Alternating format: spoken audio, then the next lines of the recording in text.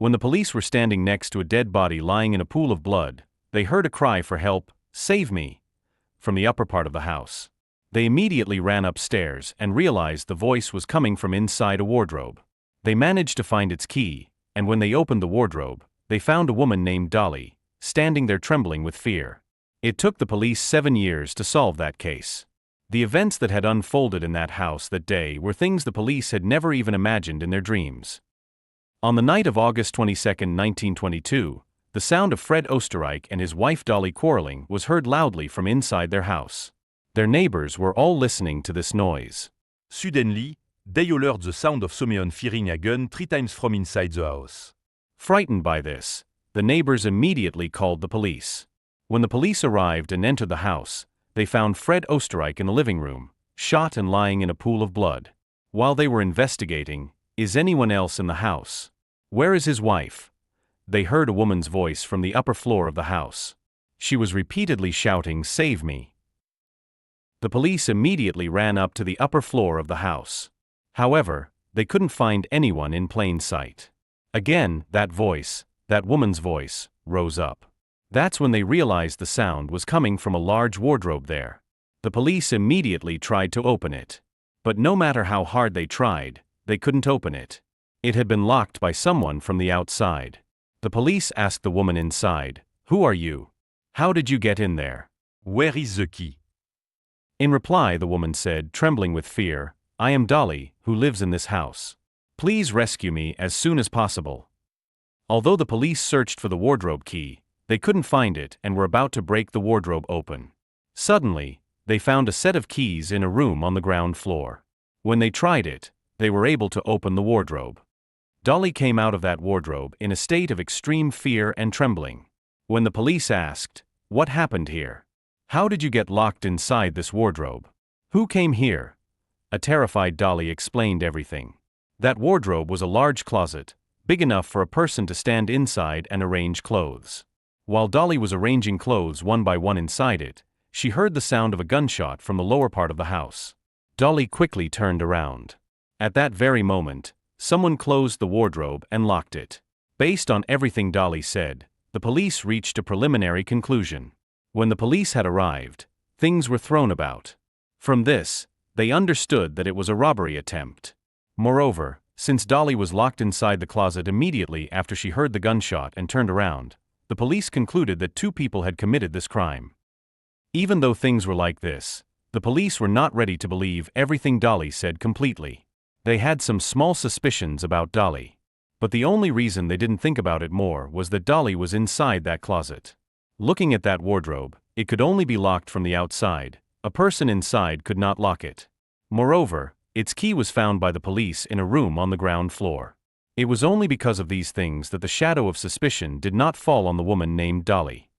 The police filed a case and began the investigation. To the question of what valuables were stolen from the house, Dolly's only reply was, "A valuable diamond-studded watch that Fred always wore is missing." The police investigated based on all these facts. As part of it, they first started their inquiry with Fred and Dolly's neighbors. From them, the police learned that Fred and Dolly used to have very big fights on most nights. On that particular day, it was a bit more intense.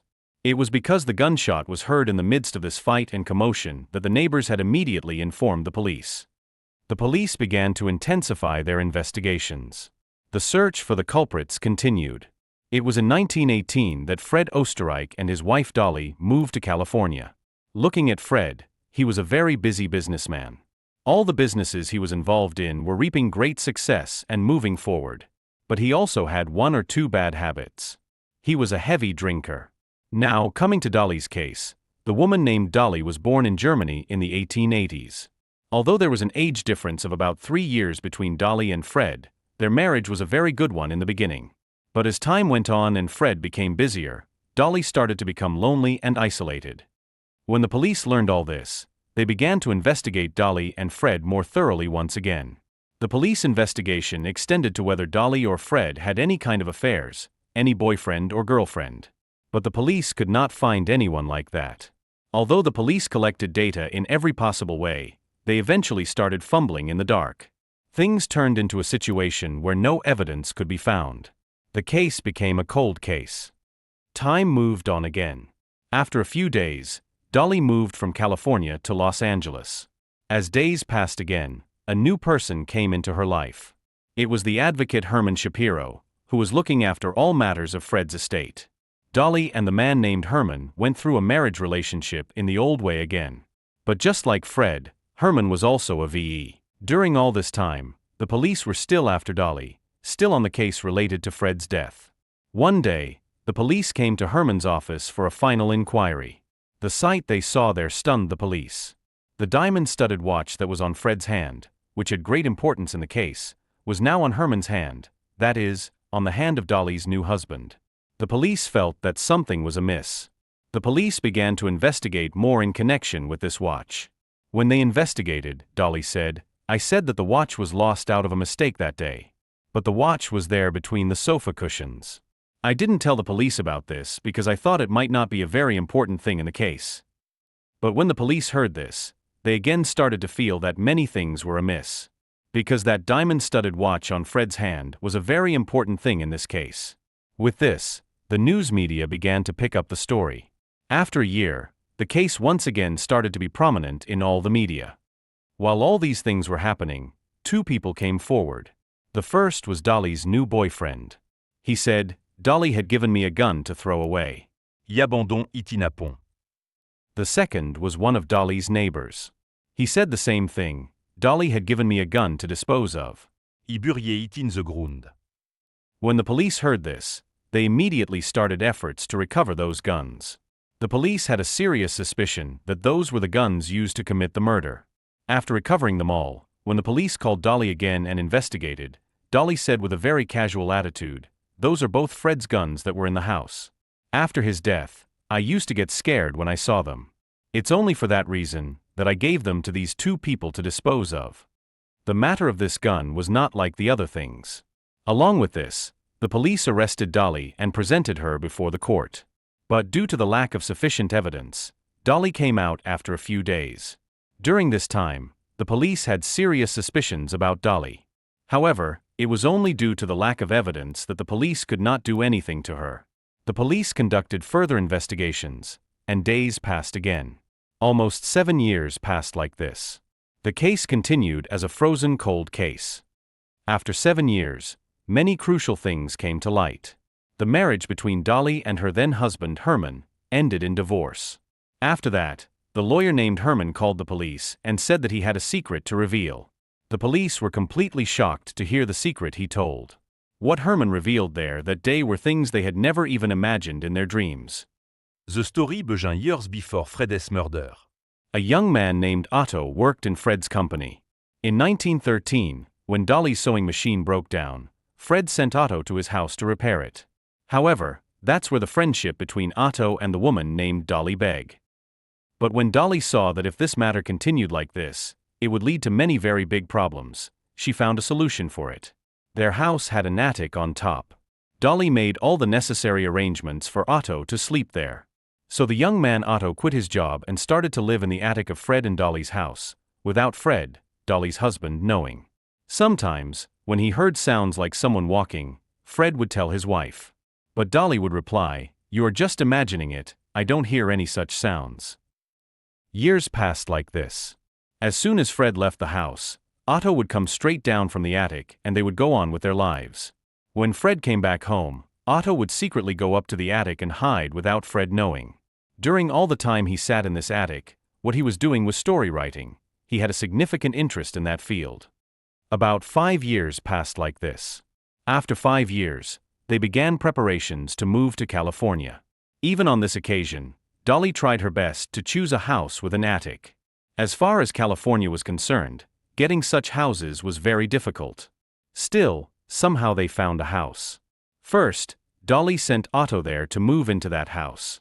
Only after that did Dolly and her husband Fred move to the house in California. Years passed again like this. During these times, Fred, who would arrive drunk, would engage in serious arguments with Dolly. It was in the midst of this that day arrived, August 22, 1922.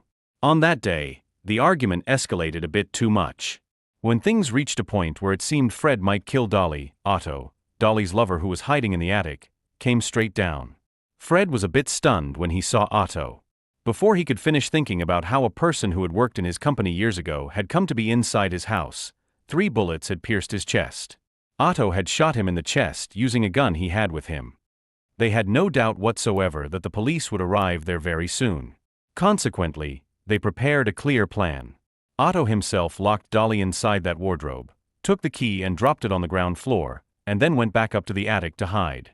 All the while the police came and conducted their investigations, the young man Otto was hiding right above the police's heads. However, nobody knew about that. Years later, when Dolly moved to Los Angeles, the young man Otto had also set up residence in the attic of their new house. That is to say, even in the situations where Dolly and the man named Herman were living their lives together, that young man Otto was there in the attic of their house. But everything changed when Dolly was put in jail over the guns.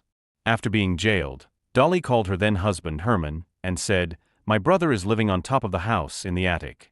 You must give him some kind of food." When he heard this, it was actually a very big surprise for Herman too. Because despite living there for so long, Herman had no knowledge whatsoever about such a person being there. Herman went straight home and found the person named Otto, sitting in the attic. It was there that Otto explained everything about himself to Herman. Otto said that his life all this time was like living in imprisonment in a house. Moreover, the young man Otto explained to the advocate named Herman all the matters related to the incident with Fred. When Otto informed him that he wanted to escape from there somehow, it was the advocate Herman who advised the young man Otto to flee to another country as soon as possible. After hearing all these things, the police's astonishment began to grow again and again. The way this case finally concluded was in a way they had never expected, in a way they had never even imagined in their dreams. In the very end, the person named Otto and the woman named Dolly were caught and ended up in prison. So anyway, we are winding up the video here. I trust you must have liked the video. Recently in our own country, a person named Ramon had kept his lover Sujitha in his house for 6, or rather 10 years, in such a way that even his family did not know. But when we look at our history, when we look more into history, we see that such things, in a very strange way connected to a murder that you wouldn't even imagine in your dreams, had happened in this world of ours 100 years ago.